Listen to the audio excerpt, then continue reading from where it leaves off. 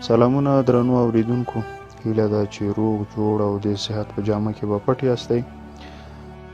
نو د غږیزو کتابونو په دې لړ کې مو تاسو ته دا ځل د پیریانو جګړې کتاب چې سټیف کول لیکلی دی او غلام محمد زرملوال ژباړلی دی. په دې کتاب کې د شوروي له یرغل نه وروسته د 2000 لومړي کال د سپتمبر تر 10 د CIA افغانستان او بن لادن نه پټ تاریخ لیکل شوی ده او دا کتاب تر اوسه پورې 3 واره چاپ شوی. لومړی چاپ یې په 2001 میلادي کال، دویم چاپ یې په 2012 او دریم چاپ یې په 2014 کال کې چاپ شوی ده.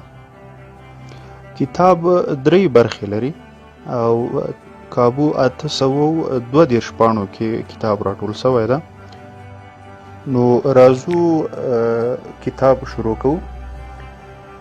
لومړی عنوان یې دی د رسیدو وړ حسابونه، کال 1996 سپتمبر. د آریانا افغان هوایي شرکت د زړې پټې خوړلې الوتکې په کابین کې چې د پنجاب پر سر د کابل پر لور روانه وه، یو پنډ پلنمخی امریکایی چې مخ پر سپینېدو لنډ ویښتان یې لرل ناست و. نوموړی یو ښه خویه 50 کلن سړی و چې په پڅه منځنۍ لویدیځه امریکایي لهجه یې خبرې کولې. د هغه د یوه پیژندګلوي له تبصرې سره سم څېره یې د غاښونو طبیب ته ورته وه. نوم یې ګاري شروین و چې 26 کاله یې د CIA په محرمو خدمتونو کې دنده ترسره کړې وه. نوموړی اوس 1996 سپتمبر د پاکستان په اسلام آباد کې د خپلې ادارې مشر و. په جاسوسي ترمینولوژي شروین اجوري جاسوسي ایجنټان استخدامول او اداره کولې. د جاسوسي دندې یې رهبري کولې او د بهرنیو حکومتونو او ترهګرو ډلو پر ضد یې د پټو عملیاتو لارښوونه کوله. یو څو اونۍ دمخه د ویرجینیا په لانګلي کې د CIA له مشرتابه سره په خوښه نوموړی د منځګړو له لارې له احمدشاه مسعود سره چې د شوروي ضد چریکانو نومیالی مشر و او اوس له ننه د پریوتو سقوط په درشل کې جګړې ځپلی افغان حکومت کې د دفاع وزیر تماس نیولی و. شروین د کتنې غوښتنه کړې وه او مسعود منلې وه. دوی 15 کاله له یو بل سره خبرې نه وې کړې. د 1980 کلونو په پای او 1990 کلونو په پیل کې، هغه مهال چې متحدینو د شوروي د اشغالګرو ځواکونو او د هغوی د کمونیستو افغان لاسپوڅو پر ضد مبارزه کوله، CIA پر وسلو او نورو اکمالاتو سربیره په میاشت کې تر $200,000 نقدو پیسو پورې مسعود او د هغه اسلامي چریکي سازمان ته ورکولې. د 1990 او 1991 کلونو ترمنځ شروین په خپل لاس د دې پیسو یوه برخه ورته وروړې وې. خو په 1991 کال کې د شوروي له ماتېدو څخه وروسته دا مرسته پای ته ورسېده. د امریکا متحده ایالاتو حکومت پریکړه وکړه چې نور نو په افغانستان کې ګټې نه لري. د دې مودې په اوږدو کې افغانستان پریوتی و. د خورا ښکلو لوڅو غرونو څوکو په منځ کې پروت کابل چې یو وخت د پراخو کوڅو او لوړ دیواله باغونو نازولی ښکلی ښار و، د خپلو جنګ سالارانو په لاسونو په فزیکي توګه په خاورو ویرو او د اوسیدونکو په بدمرغۍ یې بدل شوی و او د ځمکې پر مخ له خورا بدبخته سیمو سره پرتله کېده. د وسلوالو ډلو په منځ کې وسلوالې ډلې په موسمي توګه د یوه بل پر ضد پاڅېدې. پر خونړیو ښاري جګړو یې لاس پورې کاوه او د خپل ځان پر ګټه د تاکتیکي برلاسیتوب په هڅه چې یوازې دوی ته څرګند و، له یوه بلاک نه تر بل بلاک پورې د خښتو او خټو له بیخ ایستلو په پلټون کې داسې ملیشو چې د دیني عالمانو لخوا رهبري کېدې له یوه بل سره په مذهبي انګیرنو ناموافقې وې. د جګړې بندیان په سلګونو باري اوسپنیزو کانتینرونو کې تر مرګه پورې پخول. ښار له 1993 کاله را په دېخوا د برېښنا مخ نه و لیدلی. په سلګونو زره کابل ښاریان د خپلې ورځنۍ ډوډۍ او چای د لاسته راوړلو په لیار کې د نړیوالو خیریه سازمانونو پر زړورو خو محدودو مرستو ډاډ کاوه. د هیواد د کلیو په ځینو برخو کې په زرګونه بېځایه شویو کډوال د لږ خوراکي او علاج وړ ناروغیو له کبله مړه کېدل، ځکه چې روغتیایي کلینیکونو او خوړنځایونو ته یې ځانونه نه شوای رسولی. د ټولې دې وضع په بهیر کې ګاونډیو هیوادونو پاکستان، ایران، هند او سعودي عربستان خپلو کره کړو افغاني لاسپوڅو افغانانو ته د توپ ګولۍ او پیسې ورستولې. د دې هیوادونو حکومتونه پر خپلو ګاونډیانو باندې د ځمکني برلاستیا په لټه کې وو. له اسلامي او ځانګړو خیریه موسسو څخه یې هم پیسې او وسلې را روانې وې. هغوی غوښتل چې له خپل دین څخه د کمزورو وګړیو د اړولو له لارې خپلې سیاسي او روحاني اغیزې وغځوي.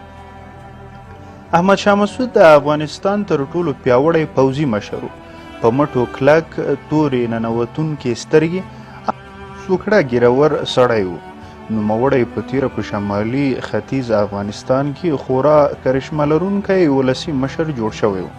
په هغه سیمه کې د 1980 کلونو په اوږدو کې په مساوي ځیرکۍ هم جګړه او هم خبرې اترې پر مخ بیولې وې او په دې توګه یې شوروي جنرالان جزولي او سزولي وو.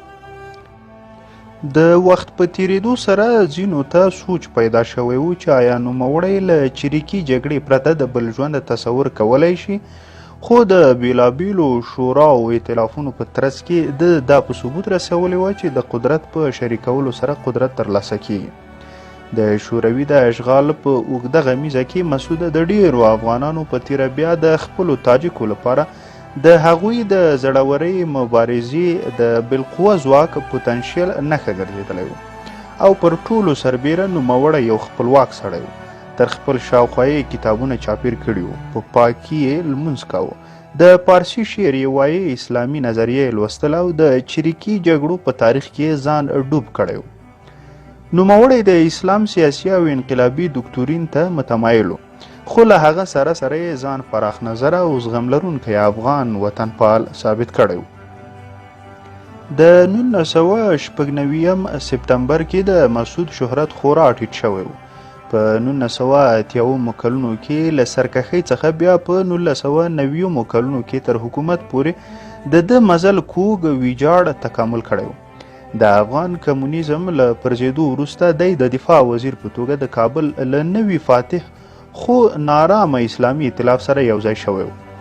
په پاکستان کې د وسلوال شوو حریفانو لخوا تر برید لاندې مسعود د مقابلې په ترڅ کې د ځان وژونکي ناکام حکومت لپاره پر یو وینو لړلی ځواک اوښتی و او په شمال کې پلویان د هیروینو پر قاچاق بوخت و.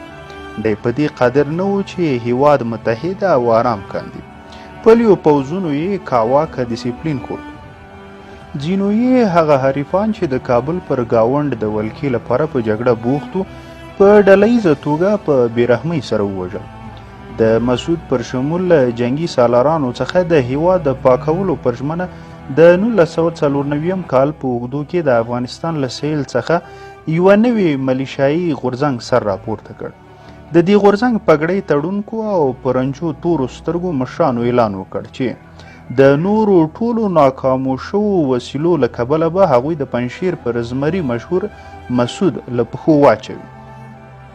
نوي مشران د سپینو بیرغونو تر شا خوځېدل چې د اسلام د یو خورا نادوده سختدریز ښوونځي په نوم د ځانګړو آدابو د یو لړ نادوده او اوږدو قوانینو د پلي کولو لپاره پورته شوي وو. هغه چا چې ځان ته یې د طالبان یا زده کوونکو خطاب کاوه په سهیلي او لویدیځ افغانستان کې خورا پراخې او ګڼې سیمې تر ولکې لاندې لرلې. د هغوی لوړېدونکي قوت مسعود لړزولی و. دا طالبان په نویو ټویوټا پیک اپ موټرو کې خوځېدل، له ځان سره یې نوي وسلې او کافي مهمات لیږدول. په پوځ کې له ډېرې لږې تجربې سره سره د دوی مشرانو له په رمزډکه توګه د پخواني شوروي جنګي الوتکې ترمیمولې او الوزولې. په کابل کې د امریکا سفارت د امنیتي لاملونو له کبله د 1990 کال د جنورۍ څخه راهیسې تړلی و او له همدې امله په افغانستان کې د CIA اډه نه وه. له کومې نه چې وکولی شي د طالبانو او د هغوی د نوي ځواک د موندلو منبع ومومي. تر ټولو ورته په نږدې اړه اسلام آباد کې افغانستان د جاسوسي اطلاعاتو د راټولولو د عملیاتي لارښود په فهرست کې شامل نه و. عملیاتي لارښود د استخباراتي معلوماتو د لومړیتوبونو د راټولولو هغه رسمي نوملړ فهرست دی چې د نړۍ په اوږدو کې د CIA اډو ته هر کال وراستول کیږي. CIA د ګوتو په شمېر افغانان ایجنټان ساتلي وو، خو هغوی یوازې د میر ایمل کاسي د پلټلو لپاره وقف وو. نوموړی یو ځوان قهرېدلی پاکستانی د کوټې پښتون و چې د 1993 کال د جنورۍ پر 25 نیټې په لانګلی کې خپلو دفترونو ته د راتلو په موقع د CIA پر مامورینو ډزې کړې وې. 2 تنه یې وروژلي وو، 3 ټپیان او پاکستان ته نور تښتېدلی وو.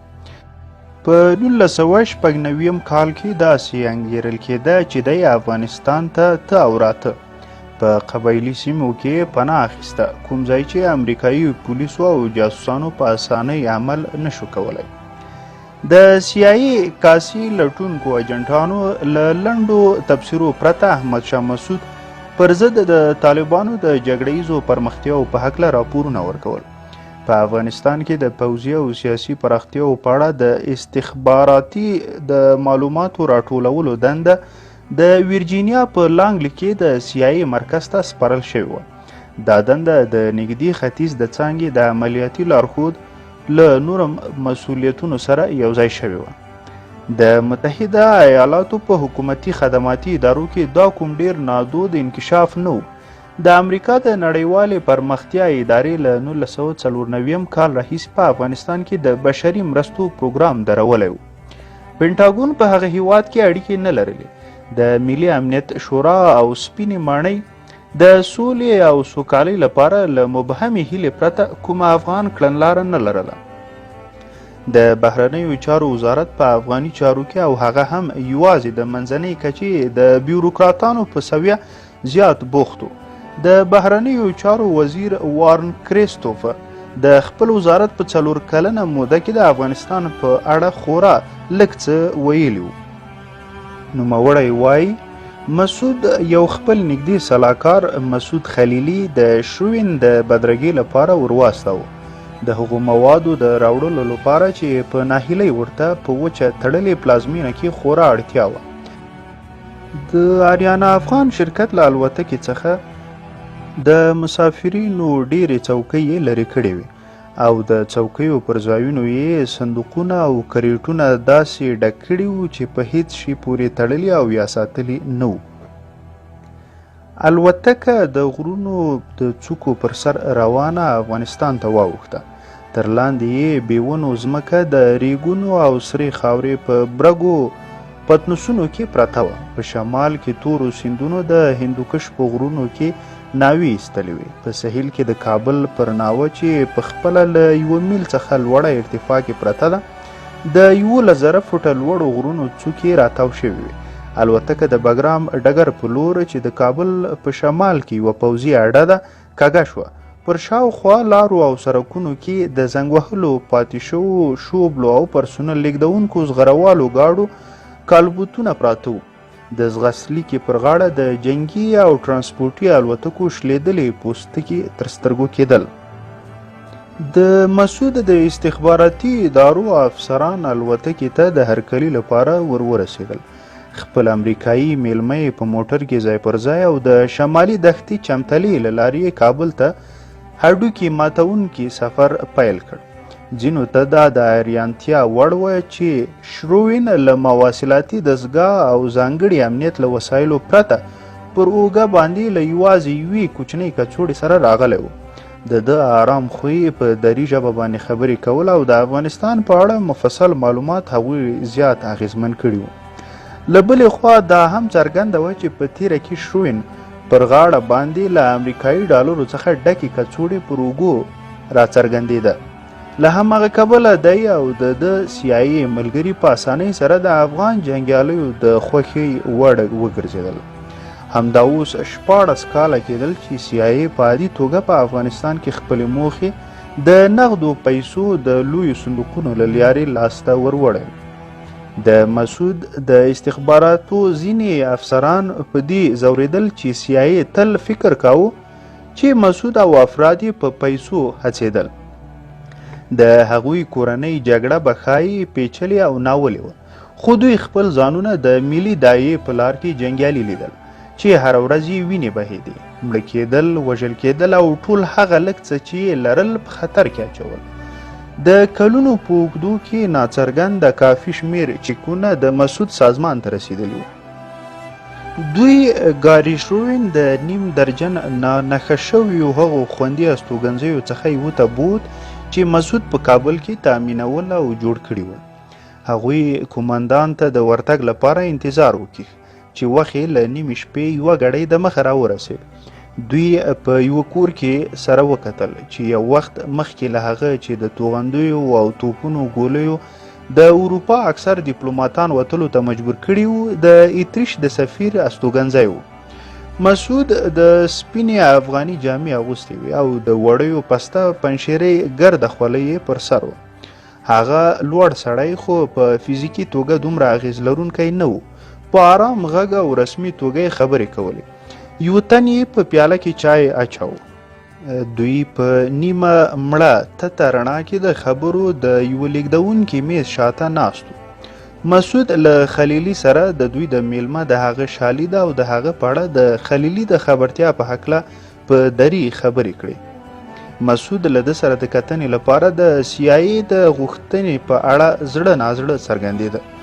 نوموړی سازمان پر هغه څه سترګې پټې کړې وې چې مسعود او د افرادو د بنسټپالو طالبانو لخوا د راپنځېدونکو ګواښ پر توګه ورته کتل. د مسعود په سازمان کې ځینې داسې کسان هم وو چې پر آندې CIA په پټه طالبانو ته پیسې او وسلې ورکولې. امریکا د مسعود د اوږدو کلونو ملګرې وه، خو یوه ناډاډمنه ملګرې. نو اوس CIA څه غوښتل؟ ګاري شروین وویل چې ما خپله خبره داسې پیل کړه، که څه هم یو بل مو مخامخ لیدلی نه وو، خو ته او زه یو تاریخ لرو. ده نه غوښتل پر کوم تهمت کولو لاس پورې کړي، خو په حقیقت کې په ټولیزه توګه دا کوم خوښ تاریخ نه و. شروین مسعود ته ورپزړه کړله چې د 1990 کال په ژمي کې CIA له ده سره نږدې کار کاوه. په هغه وخت کې مسعود د شمالي افغانستان په غرونو کې فعالیت لره. کابل د یو چاغ بریتو او د مخفي پولیسو یو پخواني مشر نجیب الله تر ولکې لاندې و. نوموړی کمونیست په 1989 کال کې د شوروي د پوځونو له وتلو سره بیا هم پر ځواک نښتی و. مسکو د نجیب الله ملاتړ کاوه او د امریکا کړنلارې د هغه د پوځي ځواک ماتول غوښتل. شورویانو د ځمکې او هوا له لارې خپل مشتري ته زیاته اندازه وسلې او مرستې ورکولې. د پاکستان له پوځي څارګریو سره په همکارۍ کې CIA په هغه ژمي یو پلان جوړ کړی و چې د افغانستان په بیلابیلو برخو کې په کلییزو مواد رسونکو لارو پرلپسې بریدونه وکړي. د CIA افسرانو د مسعود لپاره خورا حساس نقش ټاکلی و، ځکه چې د ده ځواکونه د سالنګ لوی لارې ته نږدې پراته وو. دا هغه اصلي ستره لاره ده چې له شوروي اتحاد څخه کابل ته غځېدلې وه. د 1990 کال په جنوري کې ګاري شروین پېښور ته تللی و. د مسعود یو ورور احمد ضیا هلته یو استوګنځی لاره او د رادیو له لارې په افغانستان کې دننه د مسعود له شمال لویدیځې قرارګاه سره اړیکې ساتلې. شروین له مسعود سره د CIA د بریدیس پلان په اړه خبرې وکړې او ورڅخه یې وغوښتل چې د لویدیځ په لور وخوځېږي او د ژمي په اوږدو کې د سالنګ لار وتړي. مسعود ورسره ومنله، خو یې ویل چې مالی مرستې ته سخت ضرورت لري. دی باید خپلو پلویانو ته مهمات او د ژمي جامې وپیري. ده ته اړینه وه چې پنشیریان کلیوالې له سیمې نه نورو ځایونو ته ولېږدوي تر څو د رژیم د کسات اخیستونکو بریدونو تر برید لاندې رانشي. د دې لپاره چې دا ټول لګښت پوره کاندي، مسعود پر خپله میاشتنۍ اجوره سربیره نورې زیاتې پیسې غوښتلې. شروین او کومندان مسعود د یوه ځل لپاره د 15 لکه نغدو ډالرو په ورکولو سره سلا شول. شروین ژر هغه پیسې په خپل لاس په پېښور کې د مسعود ورور ته ورورسولې. اونۍ تېرې شوې یو څو کوچنۍ نښتې وشوې او د سالنګ لویه لار د څو ورځو لپاره بنده خو بیرته ډېر ژر پرانیستل شوه تر کومه پورې چې CIA ته څرګنده وه مسعود خپل اصلي قوتونه لکه څنګه چې ورباندې سلا کړې وه پر فعالیت نه وو اچولي نو په دې خبره کې ښکېلو CIA افسرانو وانګېرله چې ورڅخه پاس یاد شوي $500,000 غلا شوي وو سالنګ په شمالي افغانستان کې د ملکي خلکو لپاره د سوداګرۍ او عایداتو حیاتي سرچینه وه مسعود په تیره کې هم د دې لارې د تړلو په اړه زړه نازړه و ځکه چې ویره یې لرله خپل سیمه ییز پلویان به ورڅخه لرې کړي او د دې لویې لارې په اوږدو کې د مسعود ځواکونو مالیات هم ټولول د CIA له مامورینو سره په بیا وروسته تبادلو کې مسعود له خپل ځان څخه دفاع وکړه او ویې ویل چې د ده مرستیالو قمندانانو په هغه ژمي کې پر پلان کړل شویو بریدونو لاس پورې کړی و خو هغه بیا د هوا او نورو ستونزو له کبله په ټپه درېدلی وې CIA د دې لپاره کوم شواهد نه شو موندلی چې د مسعود ادعا ثابته کړي تر کومه چې هغوی ته څرګنده وه د مسعود قمندانانو غوره بللې وه چې د سالنګ په اوږدو کې په جګړه کې ونډه وانخلي ګاري شروین مسعود ته د دوی ترمنځ د 6 کاله د مخه موافقه ور په زړه کړه او ورته یې وویل چې د په خپله پر خپل لاس $15,00,000 مسعود ورور احمدضیاء مسعود ته ورکړي څومره مسعود وپوښتل $15,00,000 شروین ځواب ورکړ مسعود او مرستیالانو یې په خپل منځ کې په خبرو پیل وکړ یو یې په غلې توګه په دري کې وویل موږ ته $15,00,000 نه دي راکړل شوي مسعود د تیر په څیر شروین ته پر خپله دفاع لاس پورې کړ او ویې ویل چې د 1990 کال په ژمي کې هوا ډیره زښته خرابه وه د خپل پلي پوځ پر هغه کچه کامیابه توګه چې دی فکر کاوه نشوی خوځولی او د هغو زیاتو پیسو له ورکولو سره یې هم کافي مهمات نه لرل مسعود خپلې ګیلې وکړې نوموړي په عمده توګه وغوښتل چې سوچه او ځواکمنې خبرې وکړي هیڅکله یې غږ لوړ او احساساتي نه شو مسعود وویل چې CIA او امریکا له افغانستان څخه پښې سپکې کړې وې او د ده ولس یې ویرجن پرېښی و هو مسعود او د ده همکاران د CIA د هغو مرستو قدر پیژندونکي وو چې د شوروي اشغال په وخت کې ورکړې وې خو اوس دوی د امریکا هغې پرېکړې خواشیني کړي وو چې پر وړاندې د دوی هیواد ته شا ګرځولې وه شروین وویل ګوره موږ هم دلته یو غواړو چې دا اړیکې بیا پرانیزو شروین زیاته کړه چې ښایي په 1 کال یا 2 کاله کې CIA بیا دلته راتلونکې وه او زیاته یې کړه چې اوس حالات پر دې لوري روان دي دا اوس په خاصه توګه یوه ویره پر لوړېدو ده هغه هم ترهګري 4 میاشتې دمخه د 1996 کال په می کې اسامه بن لادن د یو سعودي میلیاردر 19 زوی په آریانا افغان هوایي جیټ الوتکه کې افغانستان ته الوتی و د CIA پر خلاف بن لادن د دې توان لاره چې د ځانګړي استعمال لپاره الوتکه په کرایه کړي نوموړي له ځان سره په شلګونو سرسخت شوي عرب بنسټپالان چې د نړیوالې اسلامي جګړې تصور په ککریو کې ساته له ځانه سره راوستي لومړی د کابل په ختیځ کې د خاورو او دوړو ولایتي پلازمینې جلال آباد ته ولاړه او هلته د جنګسالارانو لخوا هرکلی ورته وویل شو هغوی بن لادن لا دمخه د شوروي ضد جهاد په وخت کې د یو یاغي مرستندوی او د کله کله جنګیالي په توګه پیژانده دا ځل نوموړی افغانستان ته د دې لپاره راغلی و چې کوم بل بدیل یې نه لاره دی د تیرو 4 کلو په اوږدو کې په سوډان کې اوسېده خو اوس د هغه هیواد حکومت له هیواده ایستلی و پر نورو سربیره امریکا مصر او الجزایر شکایتونه کول چې بن لادن د منځني ختیځ په اوږدو کې تشدد خوښوونکو اسلامي ترهګرو ډلو ته مالي مرستې ورکولې د دې لپاره چې نړیوال رضایت ترلاسه کړي سوډانیانو بن لادن ته وویل چې له هیواده یې ووځي د ده خپل هیواد د سعودي عربستان ورڅخه تابعیت اخیستی و نو افغانستان د هغو لږو هیوادو په ډله کې و چې بن لادن کولی شوی هلته پناه واخلي افغان حکومت نافعاله و اسلامي خپلسرو جنګسالارانو یې داړې اچولې وې او بېوزله وګړو یې پر ډالیو بار شیخ ته هرکلی کاوه په خرطوم کې د ښاري ایر کنډیشن لرونکو دفترونو سره په پرتله چې بن لادن ورسره عادت لاره دلته د اوسېدو وضع خورا سخته وه افغانستان ته له رارسېدو سره سم یې سوچ بدل او هغو چا ته زیات پر غوسه و چې د تبعید مسؤلیت یې پر غاړه و په هماغه دوبي کې و چې بن لادن د لومړي ځل لپاره د امریکا پر ضد د لویې کچې پر شدت خوښینه وکړه د اګست په میاشت کې د حرمین شریفین پر اشغالګرو امریکایي ځواکونو د جهاد اعلان تر نامه لاندې غږ پورته کړ. موخه یې سعودي عربستان و کوم ځای چې 15,000 امریکایي عسکر او هوایي ځواکونه میشتو. بن لادن پر خپلو پلویانو غږ وکړ چې پر اسرائیلو او امریکایانو بریدونه وکړي او هر څومره ژوبله چې ور رسولی شي ور ویې رسوي. بن لادن خپل یو شعر هم خپور کړی چې د امریکا دفاع وزیر ویلیام پیری ته مخاطب و. اوه ویلیامه، سبا به واوري چې کوم یو ځوان به ستا د باټو ورور ګریوان ته لاس ور واچوي.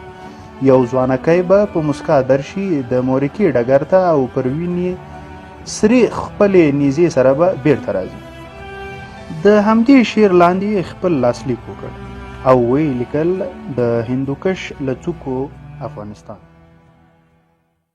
CIA څو کاله د بن لادن پل پسې پل وواهه. کله چې په سوډان کې و، په خرطوم کې د امریکا د سفارت د یوې ډلې CIA افسرانو لخوا تر څار لاندې و.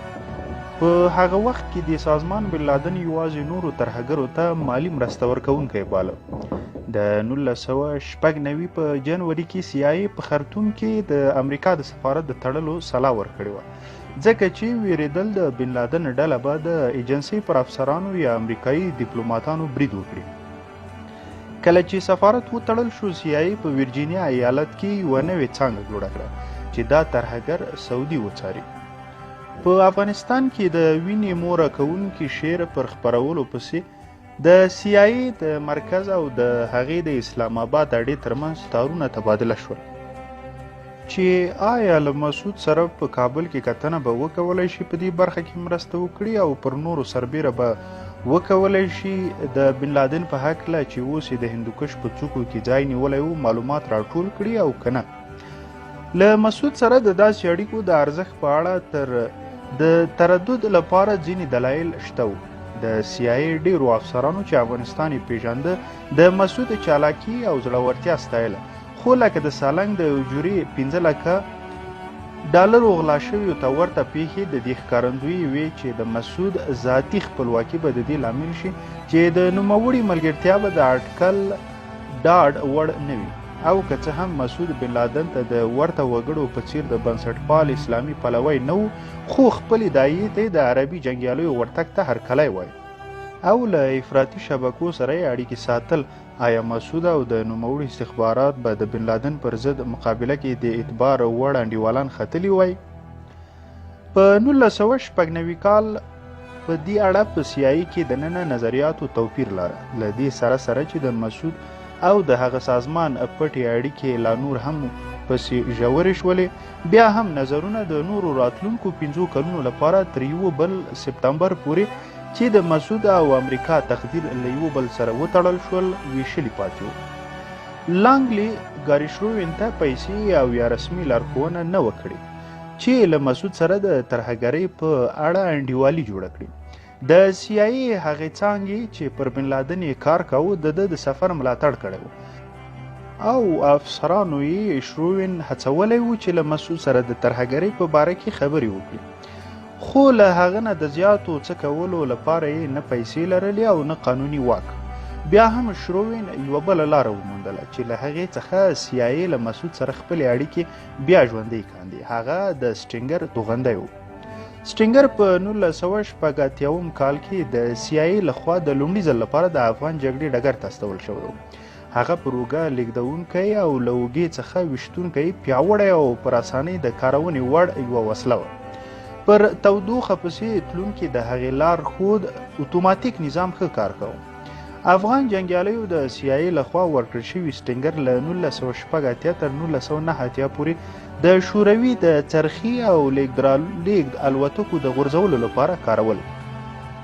د توغندیو شوروي جنرالان مجبور کړل چې د هوایي بریدونو تاکتیک بدل کړي. د هغوی اغیزمنې د زرګونو روسي پلیو او پیلوټانو په زړونو کې ویره کرلې وه. کله چې د شوروي پوځ ووت، CIA ویره لرله چې شاته پاتې شوي دي. سټینګر به د ترهګرو ډلو او د ایران په څیر دښمنو حکومتونو په لاس ورشي چې د امریکایي ملکي مسافر وړونکو یا پوځي الوتکو پر ضد به یې وکاروي. CIA د جګړې په اوږدو کې افغان یاغیانو ته د 2000 او 2500 ترمنځ سټینګر ورکړي وو. زیات یې هغو قومندانانو ته ورکړی شوي وو چې له امریکا ضد انقلابي اسلام پالو مشرانو سره یې تړاو لره. په شمېر یو څو توغندي لا مخکې د مخه ایران ته رسېدلي وو. ولسمشر جورج بوش او ورپسې بیا ولسمشر کلینټن تر یو خورا پټ پروګرام لاندې CIA ته لارښوونه کړې وه چې تر هرې اندازې او له هر چا نه کولی شي سټینګر بیرته په بیه واخلي. کانګرس په پټه په سلګونو میلیونه ډالره ومنل چې د توغندیو د بیا پیرلو لپاره یې ولګوي. دا پروګرام د CIA د نږدې ختیځ د عملیاتو د اداري څانګې لخوا چې د اسلام آباد پر اډه هم څارنه کوله اداره کېده. د توغندیو د پرلپسې ګڼې پر بنسټ د توغندیو د مفصل ویش ثبت د ساتلو له لارې CIA ته د هغو سټینګرونو ګڼه څرګنده وه چې ویشلي وو. خو کله چې توغندي سیمې ته رسېدل نو بیا د هغوی موندل او ګڼل کېدل له امکان څخه وتلي وو.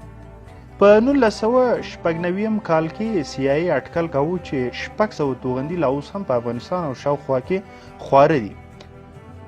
د جګړې له پای نه وروسته د CIA د پیرودلو پروګرام افغان جګړه سالارانو ته د پای ته رسېدلې سړې جګړې په ویاړ د یو ډول نغدي جایزې ورکولو بڼه نیولې وه. د هر یو توغندي د همغه وخت بیه له 80,000 تر 150,000 ډالرو پورې ایښول شوې وه. دا پیرودنې تر ډېرې کچې پورې د پاکستان د استخباراتو لخوا CIA سره د یو خوښاوۍ په نتیجه کې ترسره کېدې او د هر یو پیرودل شوي توغندي په مقابل کې منل شوی کمیشن ترلاسه کاوه. له دې کبله چې په افغانستان کې د روانې کورنۍ جګړې په ډګر کې هوایي ځواک کوم اغېز نه لاره نو هغه قومندانان چې سټینګر یې لرل چمتو چې ویې پلوري. د 1990 کلونو په نیمایي کې د ټولو هغو نغدو پیسو اندازې چې CIA د سټینګرو پر بیا پیرودلو لګولې له ټول هغه لګښت سره سیالي کوله چې د امریکا حکومت نورو خیریه سازمانونو د هغو کلونو په اوږدو کې په افغانستان کې پر بشري مرستو لګولې وي. د سټینګر بیا پیرودلو ممکن له هوایي خوندیتوب سره مرسته کړې وای، خو له دې لارې د پیسو صندوقونه هغو جګړه سالارانو ته ور روانو چې د افغانستان ښارونه او ښارګوټي ورانول. احمد شاه مسعود لا تر اوسه کوم توغندی بیرته نه و پلورلی او کومې پیسې نه وې ورسېدلې. CIA اوس هم هیله لرله چې دا چلند بدل کړي، نو دا په سپټمبر کې کابل ته د ګاری شروین د سفر کلیزه موخه وه. که مسعود د سټینګر په راغونډولو کې ونډه اخیستې وای نو د خپلو سټینګرو د پلورلو له لارې او هم به یې د یو دلال په توګه د نورو توغندیو د راغونډولو له لارې کمیشن ترلاسه کړی وای. دې عایداتو به CIA افسرانو فکر کاوه د مسعود ښه نیت هم پیرودلی و چې په راتلونکي کې د بن لادن پر ستونزه ګډ کار وکړي. ګاری شروین د غونډې په خپه تته رڼا لرونکې کوټه کې مسعود ته د کاغذ یوه ټوټه ورکړه. په هغه کې له 2000 څخه د یو څه زیات اټکل شوو سټینګر توغندیو ګڼه وه چې CIA د جهاد په وخت کې افغان جنګیالیو ته ورکړي وو. مسعود هغې ګڼې ته وکتل، ویې ویل پوهېږې چې د هغو توغندیو څومره ماته راکړل شوي وو؟ په کاغذ یې یوه ګڼه ولیکله او شروین ته یې ور وښوده. په ښکلي خط مسعود د 8 سټینګرو یادونه کړې وه او لیکلي وو چې دا ټول ماته د کمونیسټ رژیم پر ضد د جګړې په پای کې راکړل شوي. وروسته چې کله شروین خپلې خبرې د تار له لارې په خپل مرکز کې ډیرو ادارو ته واستولې، CIA ته څرګنده شوه چې د مسعود خبره کره وه. د ځینو لپاره چې د افغان شوروي ضد جګړې په اوږدو کې ژوند کړی و، دا اریانونکی وای چې مسعود ته به دومره لږ شمېر توغندي ورکړل شوي وي. نوموړی د جګړې د خورا تکړه قومندانانو په ډله کې و، خو د پیچلو لاملونو له کبله د پاکستان استخباراتو چې شوروي ضد یاغیانو په تمویلولو کې د CIA انډیوالو پر مسعود هیڅ اعتبار نه کوو او په پرلپسې توګه یې د هغه کمی غوښت. مسعود له هغو اسلام پالو سیاسي ګوندونو سره هم کار کاوه او اړیکې یې لرلې چې ده ته یې د موادو په رسولو کې مرسته کوله. په نتیجه کې هغه وخت چې افغان قومندانانو ته د جګړې تر ټولو غوره وسلیز نظام ویشل کېده، مسعود ته په سلو کې یوازې یو رسېدلی و او هغه هم په 1991 کې. CIA له مسعود نه وغوښتل چې خپل توغندي ورباندې بیرته وپلوري. نوموړي ټول 8 واړه لا اوس هم ساتلي وو هغوی ورنه دا هم وغوښتل چې د افغانستان په شمال کې له ټولو قمندانانو سره منځګړتیا پر غاړه واخلي. پاکستاني استخباراتو په شمال کې لږ تماس لاره او یو وړوکی شمېر سټینګر یې بیا پیرودلي. شروین مسعود ته وویل چې د ده مرسته یې پکار ده. هغه ومنله چې ونډه به واخلي. شروین ته یې وویل چې دی به خپل توغندي وپلوري او له نورو دویم پوړ قمندانانو او جنګیالیو څخه به چې ده پیژندل د سټینګر پر راغونډولو پیل وکړي. دی شکمن و چې ځینې قمندانان به یې توغندي پر هغه بیه چې ایښول شوي وپلوري یا نه. شروین او مسعود یو لوجستیکي پلان جوړ کړ. هغه دا چې سټینګر به په پیل کې د مسعود تر ولکې لاندې راغونډ کړل شي او کله چې دومره اندازه راغونډ شول چې پر یوه مزله ارزي نو بیا به CIA د C-130 لیږدونکې الوتکه په پټه سره هلته والوزي چې سټینګر ټول رابار کړي. دوی د بن لادن پر اړه هم خبرې وکړې. مسعود نه زغم وړ او سوچه اسلام په هکله د نوموړي سعودي لرلي د افغانانو لپاره د کرکې وړ وباله. مسعود وویل چې د بن لادن ډله د هغه وسلوال اسلامي انقلابیت یو خطرناکه برخه وه چې دا وخت په افغانستان کې د طالبانو پر شاوخوا په راغونډېدو وه. نوموړي دا خوځښت یو زهرجن ائتلاف وباله چې په هغو کې پاکستاني او عربي استخباراتي ادارې د پاکستان له مذهبي مدرسو څخه په بسونو کې مرګ ته رضاکارو بېوزلو نادارو جنګیالیو زده کوونکو لیږدول وو. په افغانستان کې د خپلو انقلابي غورځنګونو لپاره د اډو موندلو په هڅه د منځنۍ اسیا تبعید شوی اسلام پاله انقلابیان او شتمن شیخان او ملایان چې هغوی له پارس خلیج څخه د پیسو اکمالاتو او هڅونو سره راتلل ګرده شامل وو. اسامه بن لادن بیا یوازې د دې ټولو بهرنیو شیخانو له منځه جاه طلب او د تبلیغاتو پر اهمیت پوه. په ختیځ کې د جلال آباد سیمه کوم ځای ته چې بن لادن د لومړي ځل لپاره راغلی و اوس د ګډوډیو لمن ته لوېدلی وه. پر یو حساب هغه افغان جګړه سالار چې د می په میاشت کې د بن لادن الوتکې ته هرکلي لپاره ورغلي وو وژل شوي او په دې توګه سعودي شیخ میلمهپال نه لاره.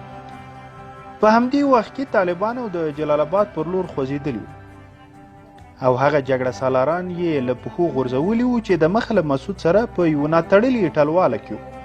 یوه کاواکه شیبه وه ده.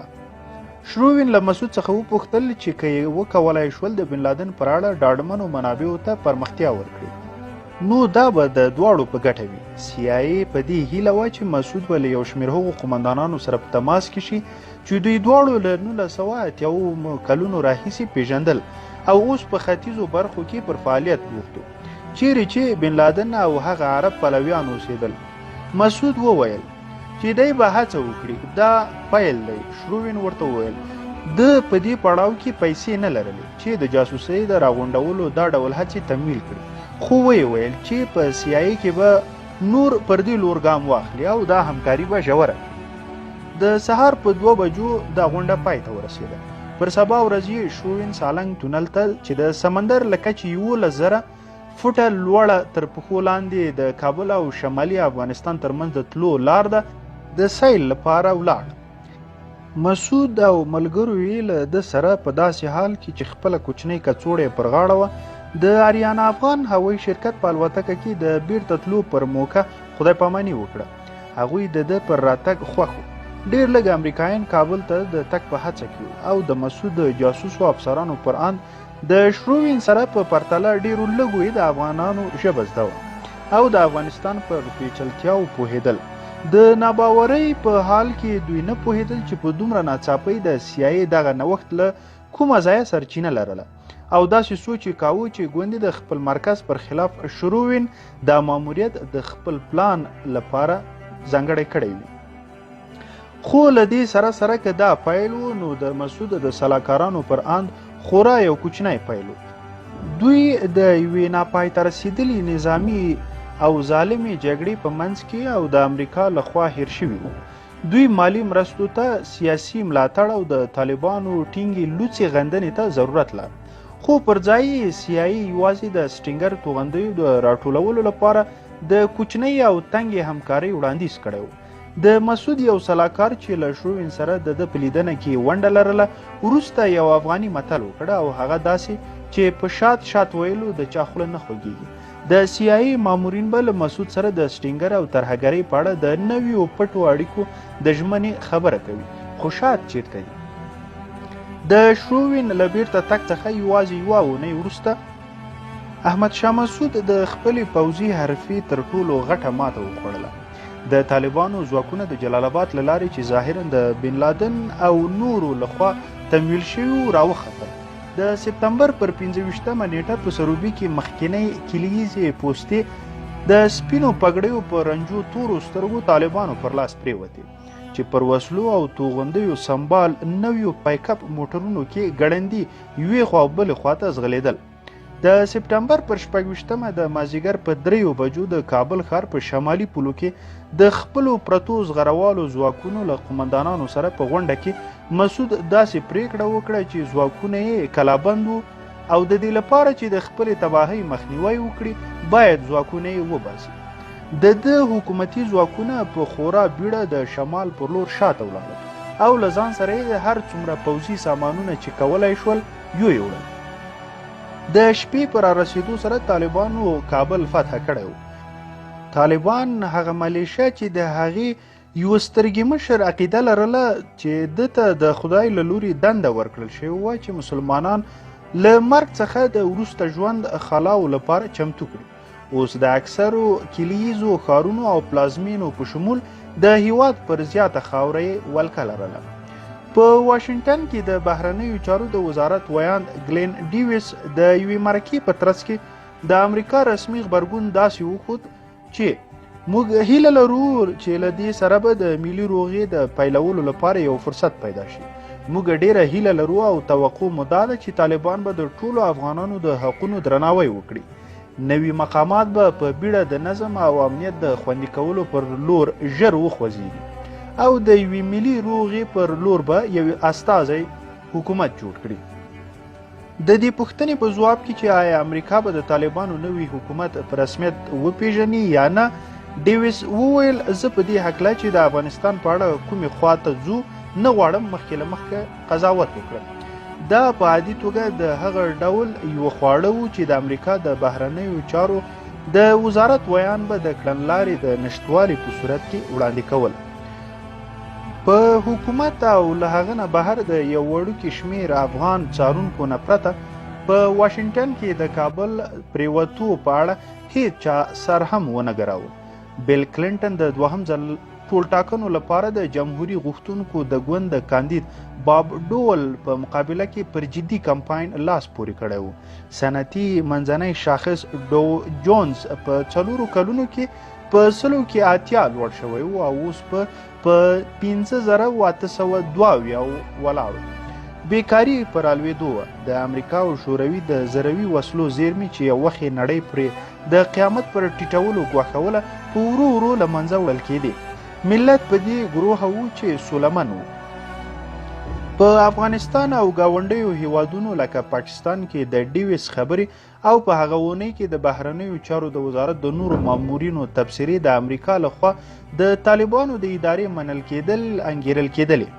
CIA د سپتمبر په میاشت کې د کابل د پریوتلو وړاندوینه نه وکړي. د UAD مشر ته اجازه ورکړل شوې وه چې د پلازمینې له پریوتو څخه څو ورځې د مخه هلته ولاړ شي او په دې توګه په لومه کې د نښلېدو له ګواښ سره مخامخ و. په سیمه یا لانګلي کې د CIA ډېر لږ افسران د مسعود په کمزواکۍ او طالبانو په ځواک پوهېدل.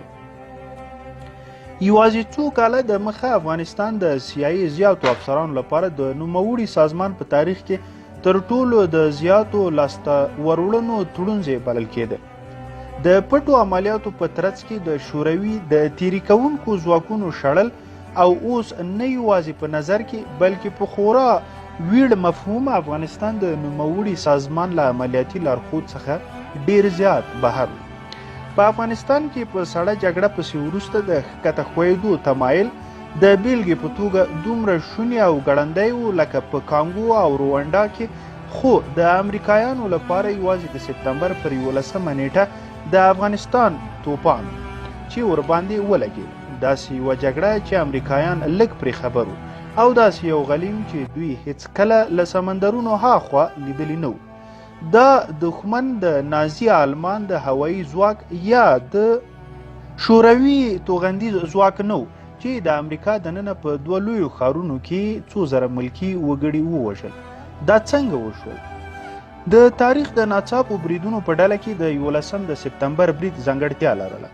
د دې ځانګړتیا یوه برخه یې له پیښېدو نه دمخه په هغه کې د استخباراتي سازمانونو او نارسمي مخفي شبکو د نقش لوبولو. کله چې بن لادن او د هغه ملګرو په افغانستان کې له خپلو پناه ځایونو څخه د 11 سپتمبر د برید پریکړه کوله، په پټه د CIA د اجیرانو او تنخواخورو افسرانو لخوا تر څار او تعقیب لاندې و. په هغه وخت کې بن لادن او نږدې ملګري د طالبانو له لارې د پاکستان په ISI کې د ماش خوړونکو افسرانو لخوا ساتل کېدل. دا د 2 لسیزو په اوږدو کې یوه دودیزه لاره وه. دا د رسمي پټو عملیاتو، نارسمي پټو عملیاتو، د پټې ترهګرۍ او پټې ترهګرۍ ضد عملیاتو، یو له بل سره اوبدل شوي یوې نا اعلان شوي جګړې هغه ځاله وه چې په 2000 لومړي کال کې بربنډه او وچودل شوه. په دې ځمکتلو فعالیتونو کې د امریکا اصلي لوبغاړي د CIA سازمان و چې افغانستان کې د 1980 کلونو شوروي ضد جهاد اډانه جوړه کړې وه او بیا یې په افغانستان ته په 1990 کلونو کې د اسامه بن لادن له راتلو وروسته د هغه نیولو، وژلو او ماتولو لپاره پټ کمپاین پیل کړی و. له 11 سپتمبر څخه د 2 کلونو په اوږدو کې د CIA د ترهګرۍ ضد مرکز له احمد شاه مسعود او نورو افغانانو سره د بن لادن پر خلاف نږدې کار کوي، خو نوموړی سازمان په دې ونه توانید د امریکا حکومت قانع کړي چې پر هغه لار ولاړ شي چې د CIA مامورینو او احمد شاه مسعود غوښتل. د بن لادن پر خلاف د مقابلې د څرنګوالي په شخړو کې CIA لکه له دې نه دمخه په افغانستان کې د CIA د ښکېلتیا په نورو مواردو کې د سعودي عربستان او پاکستان پر استخباراتو چې پر یو بل بې باوره او ترمنځ یې اړیکې کله کله په خورا زهرجنه کچه کې وي، د ولکې موندلو په لټه په مبارزه بوخته وه. د دې پر ځان منلو دایمي دودیزو رسمي تړونتیاو او د هغوی د نه ازمویل شویو فرضیو له کبله و چې د داسې یو افغانستان پر جوړولو منتج شي چې د بن لادن پناهځای وګرځي.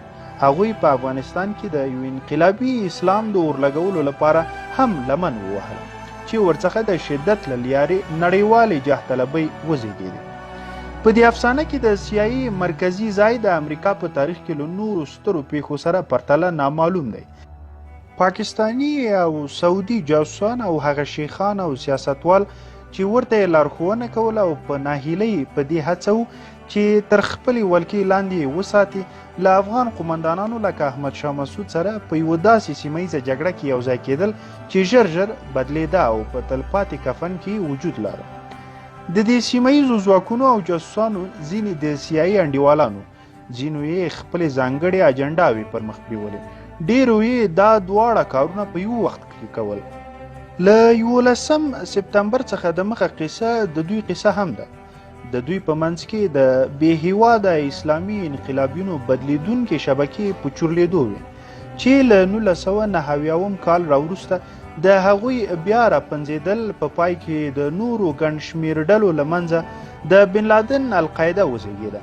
د کلونو له تېرېدو سره دغو اسلامي انقلابي شبکو د رسمي پټو سازمانونو د غولولو پټ هنرونه زده او خپل کړل، یعنې هغه میتودونه یې پاخه کړل چې دوی ته د روزنې په موقع ورښوول شوي.